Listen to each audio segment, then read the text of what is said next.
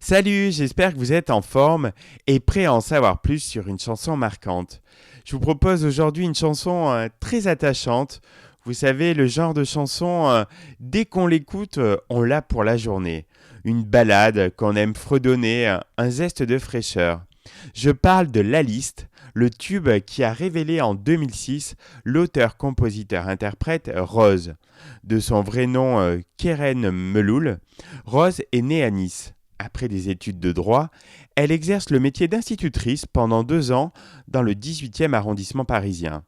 Même si à l'époque elle ne chantait pas encore, Rose a toujours écrit des chansons, comme elle l'explique. Écrire, ce n'est pas quelque chose de nouveau. J'écris depuis que je suis toute petite. La guitare, c'est mon père qui m'a appris à en jouer. Je chantais souvent, mais jamais mes compositions. En fait, j'ai compris tard que je pouvais prendre ma guitare, mes textes et écrire une chanson. Influencée par le folk des années 70, Bob Dylan, Johnny Mitchell, elle tire son pseudonyme du film The Rose de Mark Rydell, inspiré de la vie de Janis Joplin. C'est à l'âge de 28 ans, en 2006, que Rose décide de s'éloigner de l'enseignement pour aborder une carrière musicale. La chanson qui nous intéresse aujourd'hui, La Liste, est sa première composition, écrite suite à une rupture. Elle attire rapidement l'oreille des professionnels. Tout s'enchaîne rapidement, comme le raconte la chanteuse.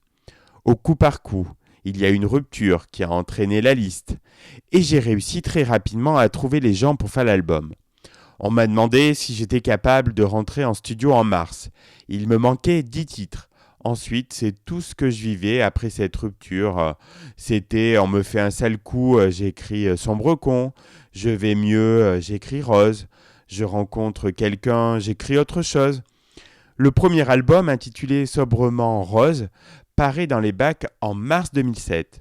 Le très bon accueil réservé à l'humoristique La Liste avait préparé le terrain. Accompagné de sa guitare, sur un air folk, l'artiste niçoise énumère, comme dans l'inventaire de Prévert, des choses qu'elle aimerait faire avec celui dont elle est séparée, comme aller à Ikea, boire de la vodka ou avoir une petite fille. Grâce à des mélodies entraînantes et des paroles qui touchent notre subconscient, Rose a réussi à ne pas être l'artiste d'un seul titre.